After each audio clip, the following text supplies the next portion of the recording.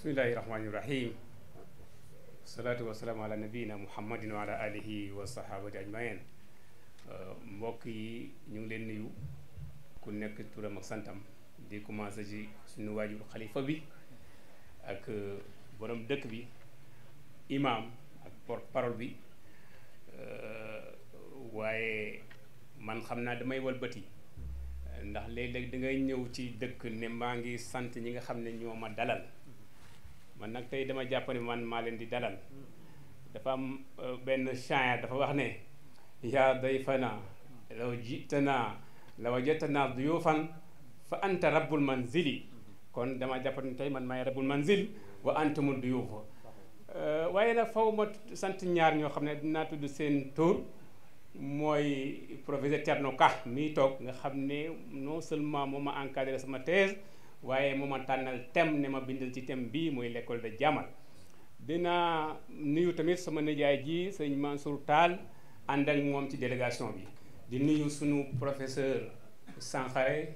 qui fait la fierté de l'UCAD reconnu mondialement macha allah di ñëpp ñoo xam ne rek comité scientifique bi waaye nag faw ma tamit ko demee ni Cheikh Tidiane Aydara Chérif Cheikh Tidiane mii moo ma boole ci lii moo ma woo wax ak man lu ëpp 30 minutes boobu ngi bitim réew ne ma professeur yii nag kenn du ko comptabiliser ci minutes yi waaw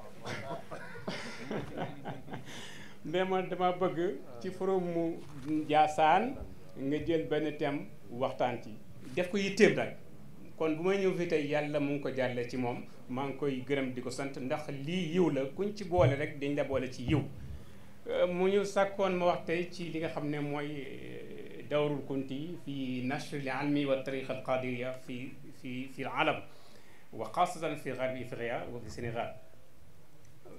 lii nag xam naa ne danaa ko tëkk ci ñetti tomb moo di ne wax benn nubsa ci tariqa al qadiriya benn encore nubsa ci ki nga xam ne mooy Cheikh Sidi El Mokhtar Kunti waaye tamit troisième point mu wane tuuti rek ci li nga xam ne mooy méthode stratégie bi nga xam ne moom la Ahlu Kunti jël pour mën a tasaare xam-xam ci àdduna bi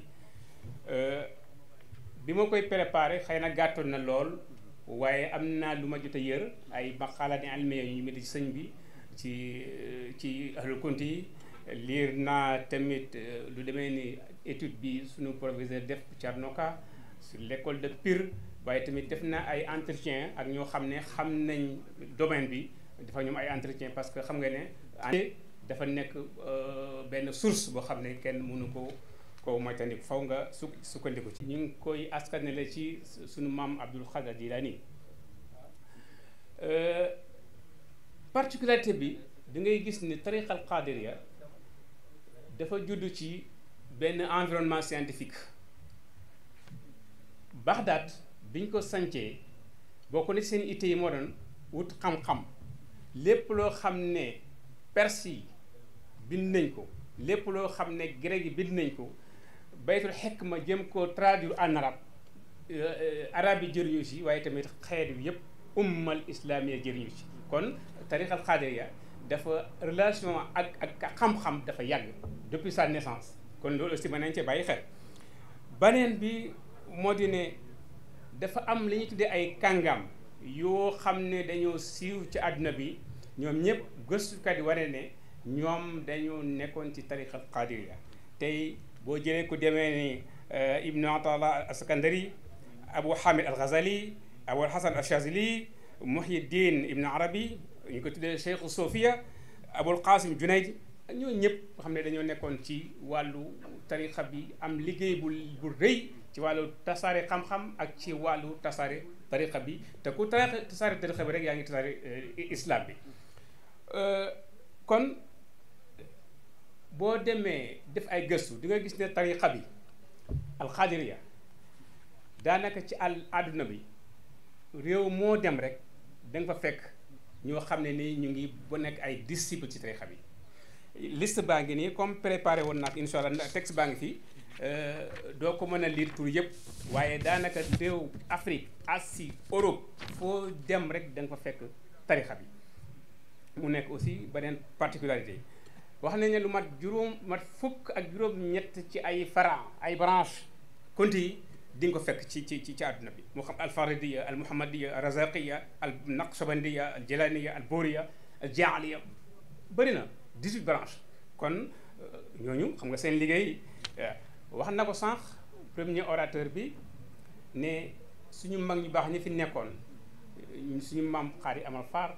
suñu maam Mataan Ndumbe Diop qui a fondé Koki vers 1701 ñooñu ñëpp waaye tamit dinaa ci dolli ñeneen ñi kàngam ca Saloum sëñ Ahmad Bamba Sall ca Bamba Muudu mais kooku li mu liggéey ci wàllu jàngale nekkoon une école une université islamique boo xam ne nii suñu maam Mor Anta Sali Mbàkke moom moo ko formé te xam ngeen yëpp xam ngeen maam Mor Anta Sali li mu liggéey ci tariqal qadiriya ak ci jàngale waaye ak yeneen kàngam yu nekkoon ci tariqal qadiriya boo demee tey fu demee ni Ndarame Ñiilin c'est vrai Pire siiw na waaye Pire Ndarame Ñiilin magee na ko ñaar téeméeri at Pire né vers 1603 boo demee docteur Thierno Kam mu koy wax 1603 alors que Ndarame Ñiilin date de 1411 Koyel date de 1520 magee na Pire téeméeri at te yooyu gëstu yi waree na ko xëy na dañ ci war a gën a xóotal te ñoo ñëpp c'était des ay xaad la ñu woon ñu si gën a bëri dawlatul aïmma les almami ñëpp ëpp si gën a bëri ay xaad la ñu woon kon moo di ne xadri dafa am liggéey boo xam ne nii def na ko ci moo di ne dañ ne sax bu njëkk pour nga nekk xadr foo nga am ay xawaayit ay shurut yoo xam ne nii boo ko am bu dajewul si yow doolu lañ la mën a jàpp comme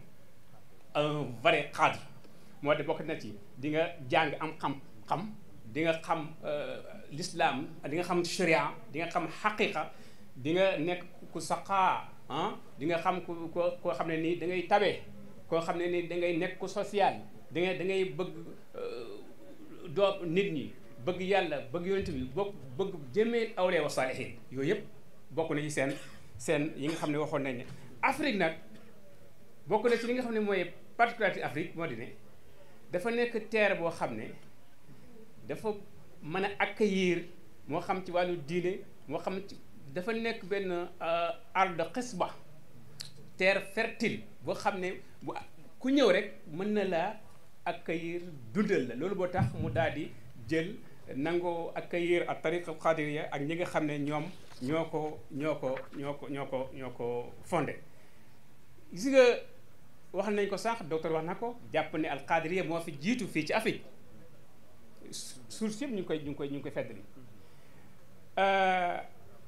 boo xoolee boo nekkee Kayoor fii wala nga nekk côté Bawol c'est vrai di nga sentir présence la confrérie xadr mais pour nga sentir ko dëgg da ngay dem dans le bundu boo demee dans le bundu man yàlla def naa ma dem bundu daaw gis nga boo demee ay recherche ci dans le bundu nga xam ne sunu maam Malick Sy premier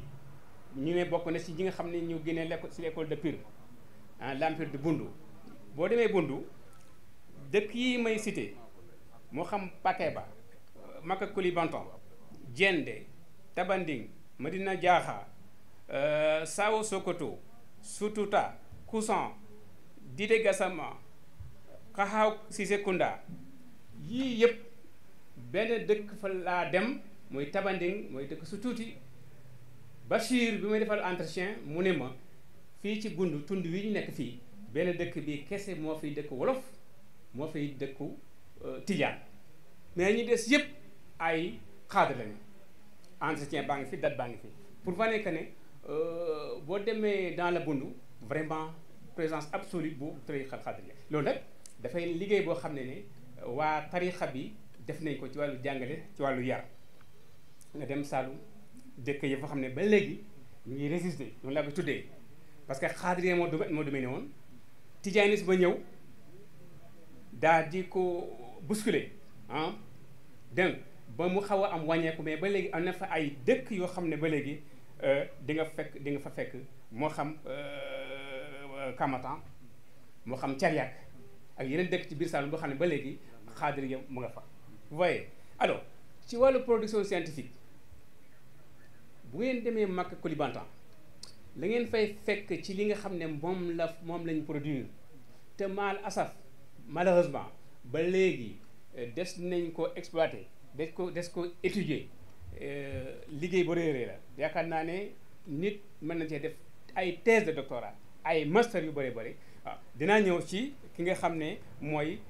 Cheikh Muxtar al Kunti yi incha allah ci sama xalaat ci li nga xam ne moom la fi bàyyi.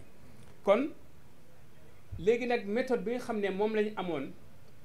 al Kunti ak xaadiriya bi si faama moo di ne dañuy créer ay zawaya yoo xam ne ak ay dóori almiya ay maison scientifique ay daara ak ay zawaya yoo xam ne nii ci la ñuy am possibilité pour former seeni disciples seeni njaboot seeni talibé parce que booy def étude ci tarixa bi di ngay gis ne relation scientifique al alaqa al ilmiya aqwa min al alaqa al axawiya fi tariqa al xadiriya kooku booy def gëstu def analyse di nga ko seetlu kon zawaay yooyu dafa bëri da nga ko fekk Mauritanie da nga ko fekk donc ci biir Mauritanie Nouakchott di nga ko fekk biir Sénégal di nga ko fekk ci biir Algérie yooyu dafa nekkoon ay kër yoo xam ne ci la ñuy fexe ba mën a jàngal nit ñi mën a tas xam-xam bi si nga boo demee ci Saalum dëkk bu ñuy wax Payoma docteur Thierno ko wax na ko tudd na ko ci Payoma ci thèse d'état bi dañu wax ne ma dama dafa entretien ak sunu maam sunu nijaay Ahmad Cissé Jaamal mu ne ma dafa am ku fa nekkoon Serigne Ndiaga Touré moo doon borom dëkk ba léegi bi nga xamee ne moom dañ ko jox tariqal xaadiriya ki koy jox tariqal xaadiriya mu ci lam nekkoon yàlla def am benn bis mu ne xam naa daal ñu bëggoon ko woo ci beneen tariqa Ndiaga Touré moomule Cheikh Ndiaga Touré mu ne leen Ndiaga daal mu ngi ci lim nekkoon lan la mooy mu ne bu demee yowmal xiyaama bu ko yàlla bu ñu koy laaj Ndiaga su la nekkoon mu ne xanaa jàngale boo paree mu ne dem tool boo paree mu ne dem ca jàkka ja encore jàngale dem ca jàkka ja dem tool mu ne lii nag man su ma paree damay wax ne ma jugal dem aljana waaw ñett yi ku ci sax nee na bu paree da ngay dem aljana mission bi même mission la ci même turuq yi ci bi Sénégal ak fudul Sénégal ñett yi la mooy jàngale nit ki yar ko mu nekk jàmmkot yàlla nangoo liggéey nga bàyyi ko mu dem lii rek la kon ci turuq yi waruñu am différence seen diggante beneen bi ku demee ni Cheikh Muxtar al Kunti yi athar bi mu am influence bi mu am ci àdduna bi kooku dafa laaj ay étude ay dirasat yu bëri ndax koo xam ne yow bi mu gënee àdduna am na ci ñu wax ne 1730 am ñu wax 1727 mais différence danay dégg sax docteur Thierno Code di wax naan ci dirasat tariqiya étude historique ñaari différence ñaari at ñetti at kooku c'est pardonnable mën nañu ko pardonner donc de toute façon dafa dem ci ay jàngu yu bëri jàngee fa ci ay jàngalekat yu ñu xam jàngee ci ñoom ba pare nag daal di dem commencé di jàngale di bind boobu sax ci lay gën a ñëw ndax dañoo ko jàppee ne moom bokk na ci min kaana min abrazil mujaddidina fil qarni thamin ashar loolu wax nañ ko min al mujaddidin kon te mujaddid nag n'importe qui mënu ko nekk c'est-à-dire da ngay am xam-xam bi ñu prépare la scientifiquement socialement nga mën a doog mujaddid indi lu bees loo xam ne day dëppoo sharia loo xam ne xam-xam da koy nangu diine da koy nangu kon loolu ci la nekk ñu jàppoon ne ñu ni wax ne mu ngi jël riasat bi muy jëlee tariqat xaadiriya nekk le chef suprême vers 1757 am na ñu wax loolu maa ngi ci maqaal bi ma lire loolu la wax donc dem nañ ba ku ñuy wax Madina lii am na benn article bu mu publié ci bulletin Lifan en 1983 nee na am nay jamono boo demee côté Mali côté Tombouctou booba nee na al kuntiyuuna ñoom kaanoo yatawallawna as sultata bila nizam c'est-à-dire c'était ci wàllu diine les chefs suprêmes incontestés kon loolu day war ne te nag ci xam-xam la nit mën a fexe ba renverser les tendances xam-xam mooy jëlee nit ci benn couche sociale wala catégorie sociale daal di la transformer nga nekk ci beneen catégorie sociale kooku xam-xam moo ko man léegi dama dem benn bis yàggul dara Medina Baye Niass def ko entretien ak le xalifa Sëñ Mahi Niass mu ne ma boo gisee Alaaji Abdoulaye Niass moom doon xirtal doomu aadama yi doom njaboot taalibe pour ñu jàng xam-xam daf ne parce que tubaab bi xam-xam la ñu noté comme xam-xam la ñu noté ñun nañ jàng xam-xam ndax ñu mën a libéré wu loolu nag ci la suñu mag ñi ñëpp nekkoon jàngale kenn ku nekk fag nga nekk ngay jàngale wax nañ ne gis naa ci benn article ñu ne Cheikh Sidi Mokhtar Konti yi am na pendant 27 ans yoo xam ne mu ngi ko passé ci lan ci bind di taalif te bala ngay bind nag faw nga liir faw nga jàng donc kon ñun en tant que xale yaakaar naa ne li ñu ci mën a jëlee comme leçon moo nañ nangoo góorgóorlu nangoo jàng nangoo yër nangoo toog ay waxtu di ko jàng di ko yër ëllëg nga mën a bind lu concret mën a wax lu concret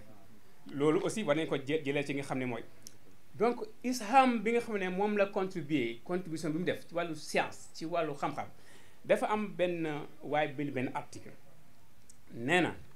luy tolloog 314 ouvrage bind na ko am na ñu ne am na ci yoo xam ne ay ajisa la am na yoo xam ne ay ajisa la yu bëri la yoo xam ne nii ay 600 pages 400 pages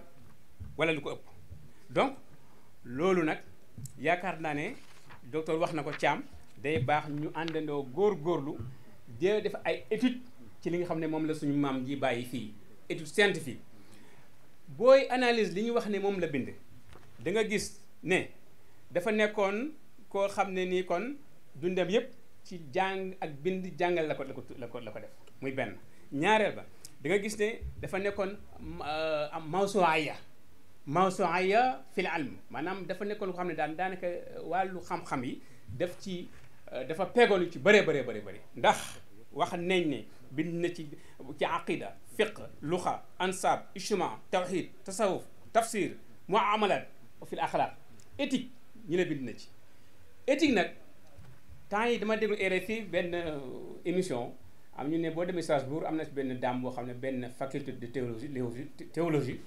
dafa am benn centre bu mu juddee muy centre d'enseignement et de recherche en éthique ma ne man au Sénégal li ñu soxlawuñu fu mu nekk ni centre d'enseignement et de recherche en éthique soxlawuñu faculté d'enseignement et de recherche en éthique mais li ñu soxla mooy université d'enseignement et de recherche en éthique parce que il nous faut ça ndax perte de valeur bi ñuy dund crise morale bi ñuy dund bu fekkoon ne créé na benn université boo xam ne nii d'enseignement et de recherche en éthique seet suñu mag ñi baax ñu fi nekkoon depuis waar jaabi seen mbind seen njàngat ñu dëxañ ko ci programme jàngal ko xale yi kon passé nañu fii tey mais mal asaf donc il faut que ñu bàyyi ci xel côté boobu la kaana muthaqafan intellectuel la woon moom Cheikh Sidi Mokhtar Konti yi intellectuel nag foofu dañu faral juum ngeen baal ma ñu jàng tubaab ndax dañuy defee ni intellectuel mooy rek ki mën a làkk tubaab rek ki làkk arab baaxul bokkul mais intellectuel taxu say ne na ki nga xam ne dafa nekk médecin te moom xam-xamam médecine kese la yem boo waxee ci affaire beneen domaine xamul ci dara mu ne kooku du intellectuel kooku savant la kooku kon loolu mooy farq différence bu bëri diggante un intellectuel et un savant donc ñu ci bëri nag léegi ñun da ngay gis koo xam ne kii fiqh la am kii sharia kii tasawuf kooku savant la mais intellectuel nag moom da ngay fexe ba xam ne matière yëpp da koy fexe peeg ko loolu la Cheikh Sidi Mokhtar Konti yi defoon ban méthode la jëloon en tout ci gàttal xam naa ne yaa ngi may bousculer ne ma noppil doy na mais ban méthode bi moom mooy jàngale yar liggéey taalif production scientifique produire ay livres waaye tamit di créer ay dëkk am na ko wax sànq ne 111 villages premier orateur bi donc sanc ay dëkk fan yi maa ngi waxtaan ak benn mbokk mu ne ma waaw xoolal ci Sénégal dëkk yi ñu sanc ñen ñoo leen sanc booy xool essentiellement ñi génn ci daara yi ñoo am fit ak mat ak nangoo liggéey nangoo ñaq sanc dëkk gor utin teen ak coore bi ci nekk wóolal ma ban école tubaab école juifère bi kan moo ci génnee sanc dëkk yi au Sénégal dañ ko compter de alors que y a des centaines de villages yoo xam ne nii ay village daara borom mooy produit daara yi ñoo ko def moo tax nañ taxawu daara yi bu ñu bëggee avancer faw ñu boole daara yi ci mbir mi foo ñu boole liggéeyu daara ci ñooñ daara ci liggéey ci mbir mi. donc moo de ne kon yii la doon def waaye nag amoon na ay facteurs essentiels yoo xam ne nii moo dimbale yii ma wax mooy facteur essentiel dimbale xaadiriya mu tasaaroo ci Afrique ci Sénégal si fa amma ak ci àll bi mooy facteurs yi ma wax mooy lan mooy taalim jàngale bi yar bi nangoo liggéey di waaye tamit di bind bi nag léegi ci yenn këru diine yi mu ngi sooxe li muy sooxe moo di ne la maam ña nekkoon daj ko am xam-xam mën a bind am na sët yoo xam ne fu mu nekk nii defatuñu ko production scientifique fu mu nekk nii day wàcc ci ay këru diine nañ ci bàyyi xel fexe lii suñu maam yi bind ñu mën ko étudier ko étude bu am solo scientifique mën ko fexe publier ko donc ji nga loolu moo tax am na ay thèse de doctorat ay master yoo xam ne yii boo demee Maroc ñu ngi ko def ci liggéeyu ci mbindu ki nga xam ne mooy Cheikh Sidi Mokhtar Kounti bëri na am na yoo xam ne 2021 bii gis naa ci ñaari thèse de doctorat yoo xam ne dañuy dem par exemple bu demee ne kitaab masam Lataif al-Quds al-Qudsi fi fadail ayat kursi masalan waa ji da ciy def doctorat def benn marocain en 2021 donc ku ñuy wax Rabi Abdul Malik doctorat mu ngi ko def ci Algérie charhu zinit al fidyan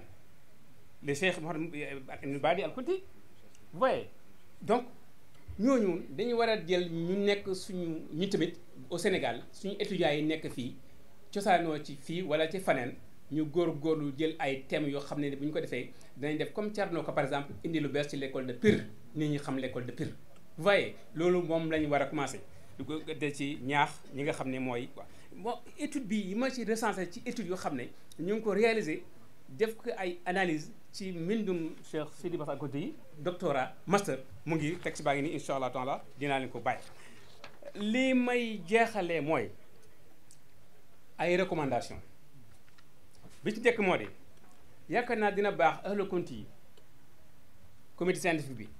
jéem a amal benn congrès international sur la vie et l'œuvre de Cheikh Sidi Mokhtar Kounti yi kooku dafa am. beneen ba war nañoo mën a créer benn fédération internationale bu xam ne day couvrir l'ensemble des zawaya Kountiya dans le monde. alors war nañu mën a créer aussi benn complexe Cheikh Mokhtar Kounti yi lil abhath pour recherche et étude arabo-islamique moo xam mu fii ci Ndiassane moo xam fu ñu ko def waaye war a mën nekk. beneen ba war nañoo mën a yokk suñuy jéego gën a ñaax suñu ñi nga xam ne ñu ngi toll ci jàng ñuy def ay études ci li nga xam ne moom la mooy patrimoine scientifique bi nga xam ne moom la fi suñu maam ji bàyyi. war nañoo mën a aussi benn projet bu mag boo xam ne dañuy def tahqiq dañuy fexe turaas bi fi suñu maam ji bàyyi ñu jëm ko tahqiq étudier annoté ko publier ko loolu nag dafa nekk benn projet bu réeréer boo xam ne ñëpp ci war jàpp. war nañu aussi jéem a gën a am ihtimam bil madrasa al ilmiya al madrasa al ilmiya Kountiya kooku na ci ñëpp jàpp moo xam nga sant Kunta moo xam nga bañ sant Kunta c'est une école d'excellence dafa war a am yaakaar naa ne fii ci Ndiassane war nañoo mën a am góorgóorlu am benn madrasa al ilmiya boo xam ne li tarbiya ruuhiya wa diiniya wal axlaaqiya fii peut-être ci Ndiassane war nañ ko mën a implanter fii. donc beneen bi nag beneen doléance la ci lay mujjee moo di ne comité scientifique bi nekk fii ci turu xalifa bi ak ci turu porte-parole bi borom dëkk bi ñu dimbale bu fekkee ne am nañ lu ñu dajale ci wàllu liggéeyu ahlu Kounti ci wàllu xam-xam même bu dee ay copie sax ñu dimbale ñu mu am ci benn copie ñu denc ko fële ci IFAN Cheikh Anta Diop denc ba dana ñoŋe te incha allah taala bi nga xam ne ñooy gëstukat yi bu ñëwee mën nga faa fekk xam ne kat ahlul Kounti ñoo bind lii semaine passée il y a 2 semaines de cela waa ahlu Laayeen dañ ko def ñëw rek dajale seen am ci wàllu xam-xam yépp indi ko IFAN Cheikh Anta Diop man leen li ngeen def nii nag moom la ñuy sant ci la ñoom docteur Thierno ko nekkoon ñoom Khadim Mbacké ba retraité waaye dimbali leen ñu ku am benn copie sax bu ko xeeb photocopie ko indi ñu ko IFAN wala abal ñu photocopie dencale ko IFAN say njaboot ëllëg mën nañ ko soxla ñu fekk ko wala ñenn kon loolu laa fa laa bëggoon a jeexale di leen sant di leen gërëm vraiment ci rawatina Cheikh Tidiane mii xam moom